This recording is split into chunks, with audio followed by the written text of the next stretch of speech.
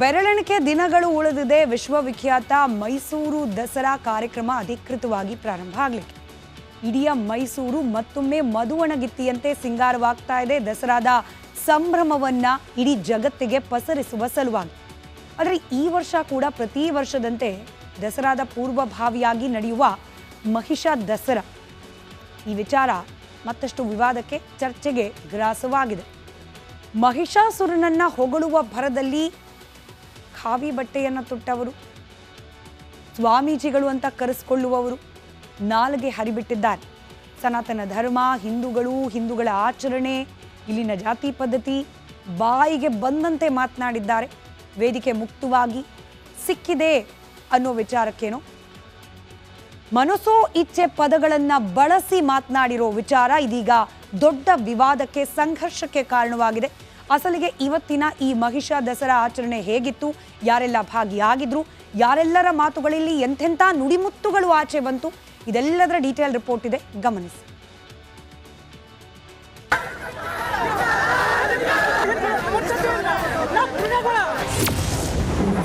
ಮಹಿಷಾಸುರ ದೆವ್ವ ಅಂದವರಿಗೆ ಈಗ ಶಾಪ. ಮಾತಿನ ಭರದಲ್ಲಿ ಜ್ಞಾನ ಪ್ರಕಾಶ ಶ್ರೀ ಪ್ರಲಾಪ.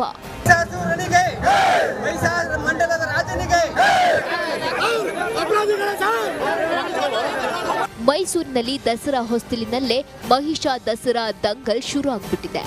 ಮಹಿಷನನ್ನೇ ದೇವರು ಅಂತಿರೋ ವರ್ಗ ತನ್ನಿಚ್ಛೆಯಂತೆ ನಾಲಿಗೆ ಹರಿಬಿಡ್ತಿದೆ.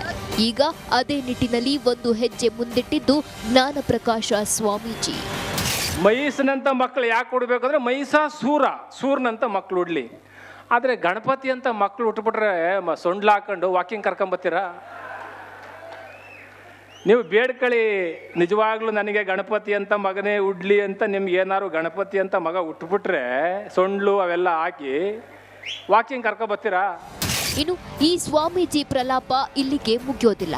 ಗಣಪತಿ ಅಷ್ಟೇ ಅಲ್ಲ, ಆಂಜನೇಯನ ಬಗ್ಗೆಯೂ ಕುಚೇಷ್ಟೆ ಮಾತುಗಳನ್ನ ಆಡಿದ್ರು. ಅಲ್ಲ, ತುಟಿ ಸೀಳ್ಕೊಂಡ್ಬಿಟ್ರೆ ಈಚೆ ಕರ್ಕೊಂಬರಲ್ಲ ನೀವು. ಇನ್ನು ಸೊಂಡ್ಲು ಪಂಡ್ಲೆಲ್ಲ ಬಂದ್ಬಿಟ್ರೆ ಕರ್ಕೊಂಬತ್ತೀರಾ? ಬೇಡಪ್ಪ, ಆಂಜನೇಯನಂಥ ಮಗನೇ ಉಟ್ಬಿಟ್ರೆ ಬಾಲ ಮತ್ತೆ ತುಟಿ ಎಲ್ಲ ಹಿಂಗಂತ ಅವ ಕರ್ಕೊಂಬತ್ತೀರಾ ವಾಕಿಂಗ್ಗೆ? ದಯಮಾಡಿ ನಾನು ಕೇಳ್ಕೊಳ್ತೇನೆ, ಮೈಸ್ನಂಥ ಮಕ್ಕಳುಡ್ಲಿ ಅನ್ನೋರಿಗೆ ನನಗೆ ಭಾಳ ಸಂತೋಷ ಆಗ್ತದೆ. ನಿಮಗೆ ದಯಮಾಡಿ ಗಣಪತಿ ಅಂತದೇ ಸೊಂಡ್ಲು ಆ ಆಂಜನೇಯನಂಗೆ ಉಡ್ಲಿ, ಎಲ್ಲ ಬಾಲ ಗೀಲ ಎಲ್ಲ ಕರ್ಕೊಂಬನ್ನಿ. ನಾವು ವಾಕಿಂಗ್ ಕರ್ಕೊಂಬರ್ತೀವಿ, ನೀವು ವಾಕಿಂಗ್ ಕರ್ಕೊಂಬನ್ನಿ. ಇದರ ಮಧ್ಯೆ ಮಹಿಷ ಮಂಡಲೋತ್ಸವದಲ್ಲಿ ಮಾತನಾಡಿರೋ ಮಾಜಿ ಮೇಯರ್ ಪುರುಷೋತ್ತಮ್ ಕೂಡ ದಸರಾಗೆ ಸವಾಲ್ ಹಾಕಿದ್ರು. ನಾವು ದಸರಾ ಉದ್ಘಾಟನೆಗೆ ಅಡ್ಡಿಪಡಿಸುತ್ತೇವೆ, ರಾಜ್ಯದ ಉದ್ದಗಲಕ್ಕೂ ಬಸ್, ಕಾರು ತಡೆಯುತ್ತೇವೆ. ಅಕ್ಟೋಬರ್ 12ರಂದು ಮೈಸೂರಿನ ಅಶೋಕಪುರಂದಿಂದ ಟೌನ್ ಹಾಲ್ಗೆ ಮೆರವಣಿಗೆ ಮಾಡ್ತೀವಿ ಅಂತ ಸವಾಲ್ ಹಾಕಿದ್ರು. ನಾನು ಇವತ್ತು ಜಿಲ್ಲಾಡಳಿತಕ್ಕೆ ಸವಾಲ್ ಹಾಕ್ತಾ ಇದ್ದೀನಿ. ನೀವು ಯಾವ ರೀತಿ ದಸರಾವನ್ನು ಉದ್ಘಾಟನೆ ಮಾಡ್ತೀರಾ ನಾನು ನೋಡ್ತೀನಿ. ನಿಮ್ಮ ದಸರಾವನ್ನ ಯಾವ ರೀತಿ ಉದ್ಘಾಟನೆ ಮಾಡ್ತೀನಿ ಅಂತಕ್ಕಂಥದ್ದನ್ನ ನಿಮಗೆ ನಾನು ಸವಾಲು ಆಗ್ತಾ ಇದ್ದೀನಿ. ನನ್ನ ಸಂಸ್ಕೃತಿಗೆ ಅಡಚಣೆ ಮಾಡಿದ್ರೆ ನಾನು ಈ ಸಾರಿ ದಸರಾವನ್ನ ಧಿಕ್ಕರಿಸ್ತೀವಿ ಮತ್ತು ದೇಶದ ಉದ್ದಕ್ಕಲಿಗೆ ಬರ್ತಕ್ಕಂಥವ್ರನ್ನ ತಡೀತೀವಿ. ನಾವು ಇವತ್ತು ಇಲ್ಲಿ ಗಲಭೆ ಆಗ್ತದೆ, ಪೊಲೀಸರಿಂದ ದೌರ್ಜನ್ಯ ಆಗ್ತದೆ, ಜಿಲ್ಲಾಡಳಿತದಿಂದ ದೌರ್ಜನ್ಯ ಆಗ್ತದೆ. ಹಾಗಾಗಿ ನೀವು ಯಾರು ಕೂಡ ಬರಬೇಡಿ, ಈ ದಸರಾ ಆಗೋದಿಲ್ಲ ಅಂತಕ್ಕಂಥ ಸಂದೇಶವನ್ನ ನಾವೆಲ್ಲರೂ ಕೂಡ ಕೊಡೋಣ. ಇನ್ನು ಮಹಿಷ ದಸರಾ ವಿಚಾರಕ್ಕೆ ಸಂಸದ ಯದುವೀರ್ ಒಡೆಯರ್ ಪ್ರತಿಕ್ರಿಯೆ ನೀಡಿದ್ರು. ಉಡುಪಿಯಲ್ಲಿ ಮಾತನಾಡಿದ ಅವರು, ಪ್ರತಿಯೊಬ್ಬರಿಗೂ ಅವರ ಸಂಪ್ರದಾಯ ಪಾಲಿಸೋ ಹಕ್ಕಿದೆ, ಆದರೆ ಅದರಿಂದ ಮತ್ತೊಬ್ಬರ ಭಾವನೆಗೆ ಧಕ್ಕೆ ಆಗಬಾರ್ದು ಎಂದರು. ಮನೆಯಲ್ಲಿ ನೀವೇನು ಬೇಕಾದರೂ ಆಚರಿಸ್ಬೋದು, ಉತ್ಸವಗಳು ಮಾಡ್ಬೋದು. ಸಾರ್ವಜನಿಕ ಸ್ಥಳಗಳಲ್ಲೂ ಸಹ ನಿಮಗೆ ಸರ್ಕಾರದಿಂದ ಅನುಮತಿ ಇದ್ದರೆ ನೀವು ಏನಾದರೂ ಒಂದು ಮಾಡಿಕೊಂಡ್ರೆ ಮಾಡ್ಕೋಬೋದು. ಆದರೆ ಬೆಟ್ಟದಲ್ಲಿ ಅದು ಧಾರ್ಮಿಕ ಒಂದು ಪ್ರದೇಶ, ತಾಯಿ ಚಾಮುಂಡೇಶ್ವರಿಯ ಆಸ್ತಿ, ಅದು ತಾಯಿ ಚಾಮುಂಡೇಶ್ವರಿಯ ಪ್ರದೇಶ. ಅಲ್ಲಿ ನಾವೆಲ್ಲ ನಂಬೋದು ಅದು ಮಹಿಷಾಸುರ ಮರ್ದಿನಿ ಅಂತ, ಮಹಿಷನ ಸಂಹಾರ ಮಾಡಿರುವಂಥದ್ದು ಚಾಮುಂಡೇಶ್ವರಿ. ಅದಕ್ಕಾಗಿ ಆ ಒಂದು ಏನು ಭಾವನೆ ಇದೆ ಅದು ಧಕ್ಕೆ ಕೊಡದೇನೆ ನೀವು ನಿಮ್ಮ ಆಚರಣೆ ಮಾಡ್ಕೊಂಡಿದ್ದೀವಿ ಅಂತ ನಾವು ಆಗ ಭಾಳ ಸ್ಪಷ್ಟವಾಗಿ ಹೇಳಿದ್ದೀವಿ. ಅದನ್ನ ನಾವು ಅನುಸರಿಸ್ತಾ ಇದ್ರೆ ನಮಗೂ ಕೂಡ ಸಂತೋಷ. ಒಟ್ನಲ್ಲಿ ಮೈಸೂರಿನಲ್ಲಿ ಈ ಬಾರಿ ಮಹಿಷ ದಸರಾ ದಂಗಲ್ ಜೋರಾಗಿ ನಡೆದಿದೆ. ಇದಿನ್ನೂ ಅದೆಲ್ಲಿಗೆ ಹೋಗಿ ಮುಟ್ಟುತ್ತೋ ಕಾದ್ ನೋಡಬೇಕಿದೆ. Bureau report, Republic Kannada. Upendra ಅವರು ಒಂದು ಸಿನಿಮಾ ಡೈಲಾಗ್ ನೆನಪಾಗುತ್ತೆ, ನಾವು ಕನ್ನಡಿಗರು ವಿಶಾಲ ಹೃದಯದವರು ಅಂತ ಹೇಳಿ. ಸ್ವಲ್ಪ ಬದಲಾವಣೆ ಮಾಡಿ ಹೇಳೋದಾದ್ರೆ, ನಾವು ಹಿಂದೂಗಳು, ಸನಾತನ ಧರ್ಮ ಅನುಯಾಯಿಗಳು ಬಹಳ ವಿಶಾಲ ಹೃದಯಗಳು.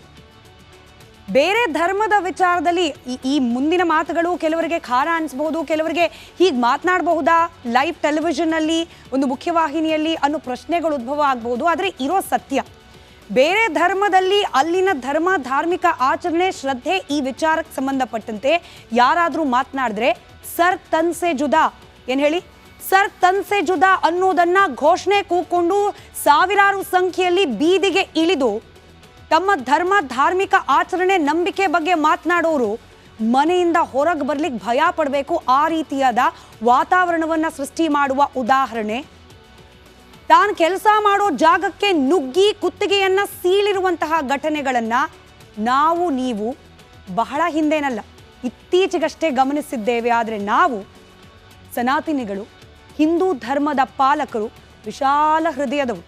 ನಮ್ಮ ಧರ್ಮದ ಬಗ್ಗೆ, ಧಾರ್ಮಿಕ ಆಚರಣೆ ಬಗ್ಗೆ, ನಮ್ಮ ದೇವರ ಬಗ್ಗೆ, ದೈವದ ಆರಾಧನೆ ಬಗ್ಗೆ ಯಾರು ಏನೇ ಮಾತನಾಡಿದ್ರೂ ಕೂಡ ಅವ್ರ ಬಾಯಿ ಹೊಲಸು ಅಂತ ಅಂದುಕೊಂಡು ಮಾತನಾಡಲಿಕ್ಕೆ ನಮ್ಮ ಸಂವಿಧಾನದಲ್ಲಿ ಎಲ್ಲರಿಗೂ ಸಮಾನವಾದ ಹಕ್ಕನ್ನು ಕೊಟ್ಟಿದ್ದಾರೆ ಅನ್ನೋದನ್ನು ನಾವು ನೆನಪು ಮಾಡಿಕೊಂಡು, ನಾವು ಜಾತ್ಯತೀತ ಧರ್ಮವನ್ನು ಪಾಲಿಸುವವರು. ಹಾಗಾಗಿ ನಮ್ಮ ಧರ್ಮದ ವಿರುದ್ಧವಾಗಿ, ನಮ್ಮ ಧಾರ್ಮಿಕ ಆಚರಣೆಗಳ ವಿರುದ್ಧವಾಗಿ ಯಾರು ಏನೇ ಹೇಳಿದ್ರೂ ಕೂಡ, ಅದು ನಮ್ಮ ಧರ್ಮದವರೋ ಅಥವಾ ಬೇರೆ ಧರ್ಮದವರೋ ಯಾರು ಏನೇ ಹೇಳಿದ್ರೂ ಕೂಡ ನಾವು ಪ್ರಶ್ನೆ ಮಾಡಬಾರ್ದು.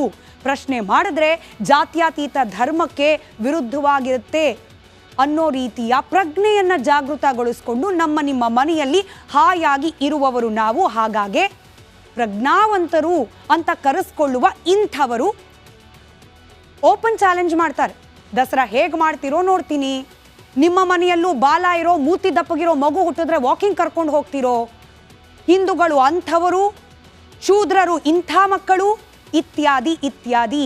ಇದೆಲ್ಲವನ್ನ ಕೇಳಿಸಿಕೊಂಡು ಕೂಡ ಸಹನಾಮೂರ್ತಿಗಳ ರೀತಿಯಲ್ಲಿ ಬದುಕುವ ಒಂದು ಅಭ್ಯಾಸ ಸನಾತನಿಗಳಾದ, ಹಿಂದೂ ಧರ್ಮ ಪಾಲಕರಾದ ನಮಗೆ ನಿಮಗೆ ಆಗೋಗಿದೆ. ಎನಿವೆ, ಇವತ್ತಾದ ಘಟನೆ ಮಹಿಷ ದಸರಾ, ಅಲ್ಲಿ ಹೊರಹೊಮ್ಮಿದ ಮಾತುಗಳು ಈಗಷ್ಟೇ ಗಮನಿಸಿದ್ರಿ. ಇವ್ರ ವಾದ ಏನು ಅದನ್ನು ಕೂಡ ಕ್ವಿಕ್ಕಾಗಿ ಗಮನಿಸ್ಬಿಡೋಣ. ಮಹಿಷ ಅಸುರ ಅಲ್ವಂತೆ, ಪ್ರಗತಿಪರರ ವಾದ. ಭಾರತಕ್ಕೆ ಬಂದ ಆರ್ಯರು ಕಟ್ಟಿದ ಕಥೆ ಇದು. ಇಲ್ಲಿದ್ದ ಮೂಲ ನಿವಾಸಿಗಳನ್ನ ಅಸುರರು ಅನ್ನೋ ರೀತಿಯಲ್ಲಿ ಬಿಂಬಿಸಿದ್ರು ಆರ್ಯರು. ಮಹಿಷಾಸುರನ ಬಗ್ಗೆ ಕೂಡ ಇದೇ ರೀತಿ ಕಥೆಯನ್ನ ಕಟ್ಟಿಬಿಟ್ರು.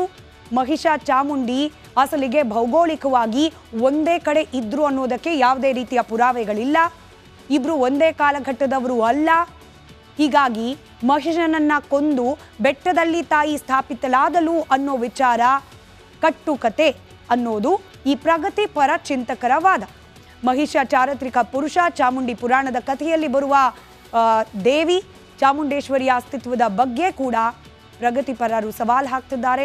ಪುರಾಣಗಳು ಕಟ್ಟುಕತೆ, ಆದರೆ ಇತಿಹಾಸ ಸತ್ಯಕತೆ ಅನ್ನೋದು ಅವರ ವಾದ.